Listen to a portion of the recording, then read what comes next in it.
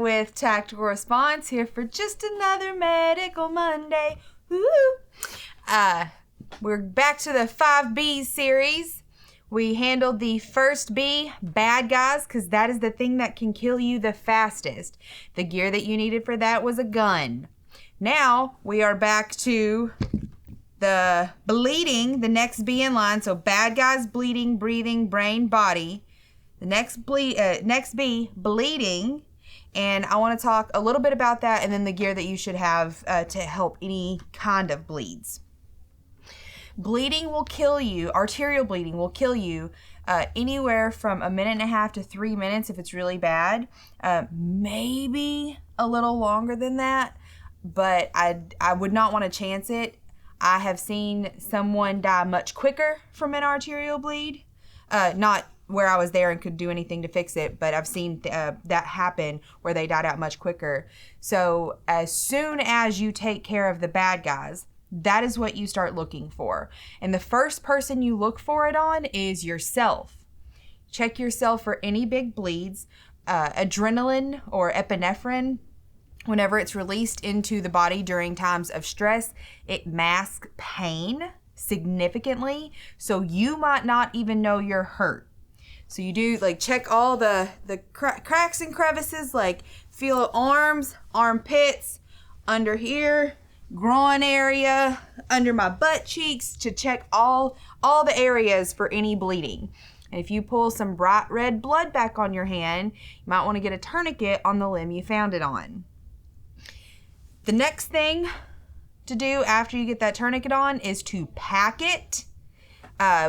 Bone marrow will continue to leak until packed, and then all of the blood that is under the tourniquet will continue to leak until packed. So we want to get it in there and get the bleeding stopped at the hole in the artery.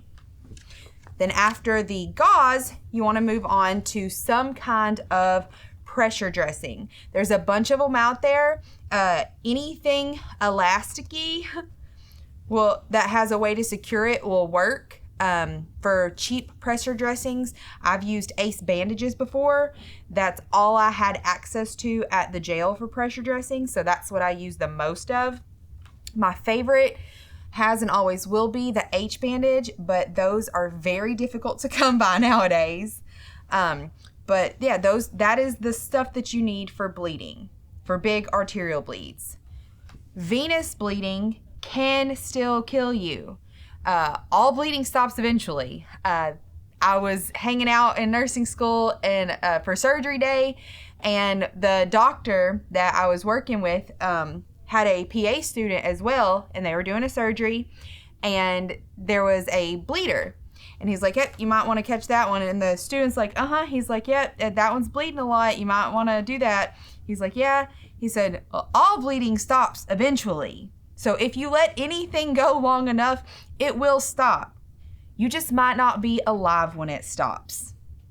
So venous bleeds are still something to take seriously. They're just not as immediate. Venous bleeds typically, for a good one, about 15 to 20 minutes.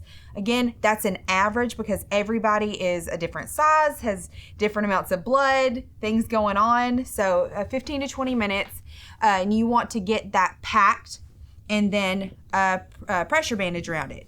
People ask me, is it okay to use tourniquets on venous bleeds? Abso-fucking-lutely. If they're, you know how my dad used to say in the fighting pistol mindset lecture, if there is a doubt, there is no doubt, you don't shoot them. Well, with bleeding, it's kind of the opposite. If there is a doubt, there is no doubt, put a tourniquet on it. If you're not sure, put a tourniquet on it. It's not going to cause any harm. You're just going to keep more blood in there. And then the final kind of bleeding is that from the capillaries and stuff like that, where it can just be distracting, small amounts. But if you are in a traumatic scenario, every drop of blood you have counts. Or every drop of blood you have counts. You want to keep as much of the red stuff going round and round and the air coming in and out. So every single one counts. You want to make sure that you can pack that and then get pressure bandages on almost anywhere. Don't pressure bandage the head. You leave that not They don't like that. And then you don't put any kind of pressure bandages over the rib cage because you want to get full breath expansions as well. It's a quick down and dirty rundown on bleeding. If you want to learn more, come take our immediate action medical class. Remember, guys, your responsibility to be ready for the fight never ends.